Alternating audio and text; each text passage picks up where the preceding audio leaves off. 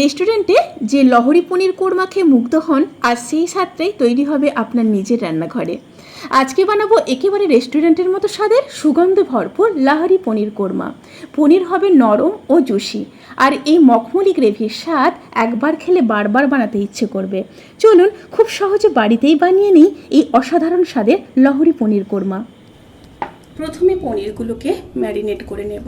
তার জন্য দিয়ে দেব পরিমাণ মতো লবণ, খুব সামান্য হলুদ গুঁড়ো, লঙ্কার গুঁড়োও দিয়ে দেব খুবই সামান্য। দিয়ে পনিরগুলোকে ম্যারিনেট করে 10 মিনিট ম্যারিনেশনে রেখে দেব। এখানে পনির আছে 400 গ্রাম। এবার একটি মশলা রেডি করে নেব। তার জন্য দিয়ে দেব 10-12 পিস কাজু, 50 গ্রাম টক দই, আর দিয়ে দেব বেরেস্তা, 3 পিস মিডিয়াম সাইজের পেঁয়াজ বেরেস্তা করে নিয়েছি। দিয়ে একটা স্মুথ পেস্ট রেডি করে নেব। এবার কড়াইতে সাদা তেল দিয়ে দেব।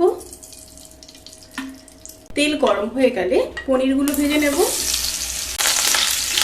দুটো সাইড পনিরগুলোকে হালকা ভেজে নিয়ে তারপর ফিরে আসছি। পনিরগুলো ভাজা হয়ে গেছে, এবার তুলে নেব।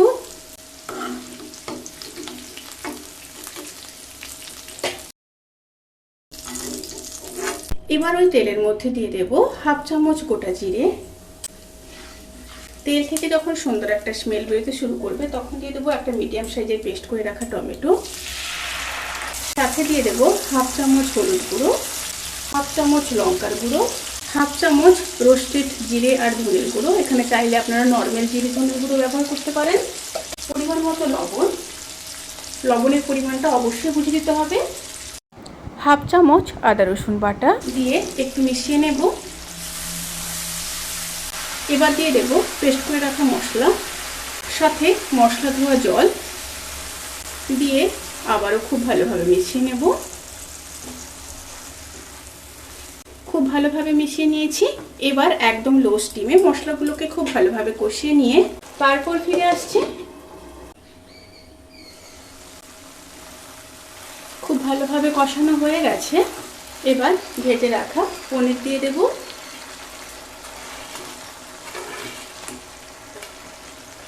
দিয়ে মশলার সাথে খুব ভালোভাবে মিশিয়ে নেব। মিশিয়ে নিয়ে আবার লো স্টিমে 1 মিনিট কষিয়ে নিয়ে তারপর ফিরে আসছি।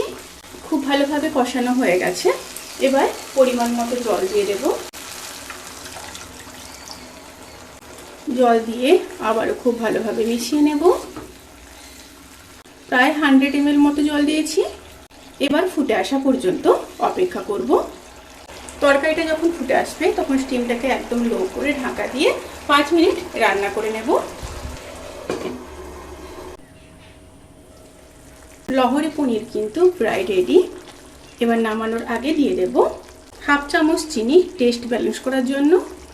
দিয়ে দেব 1/2 চামচ গরম মশলার গুঁড়ো, কিছুটা ধনেপাতা, আর দিয়ে দেব কিছুটা কাসুরি মেথি, আর 1 চামচ ঘি দিয়ে খুব ভালোভাবে মিশিয়ে নেব। খুব ভালোভাবে মিশিয়ে নিয়েছি। এবার নামানোর আগে সেরা কাঁচা লঙ্কা দিয়ে দেব। আমি লঙ্কাটা ওপরে দিচ্ছি কারণ এই লঙ্কাটা প্রচুর ঝাল। 2 পিস দিলাম। এবার আবারও একটু মিশিয়ে নেব। ভালোভাবে মিশিয়ে নিয়েছি। এবার গ্যাসের ফ্লেমটাকে অফ করে দেব। অফ করে ঢাকা দিয়ে 10 মিনিট স্ট্যান্ডিং টাইমে রেখে তারপর সার্ভ করব। রেসিপিটি কেমন লাগলো প্লিজ কমেন্ট করে জানাতে কিন্তু ভুলবেন না। যদি ভালো লেগে থাকে তাহলে সাবস্ক্রাইব করে পাশে থাকা বেল আইকন প্রেস করে নোটিফিকেশান অল করে রাখবেন। তাতে করে যত রেসিপি দেবো সমস্ত লিঙ্ক আপনাদের কাছে পৌঁছে যাবে। আপনারা সবাই ভালো থাকবেন, সুস্থ থাকবেন, সাবধানে থাকবেন। আজকের মতো এই পর্যন্ত। পরের রেসিপির জন্য অপেক্ষা করুন। টাটা।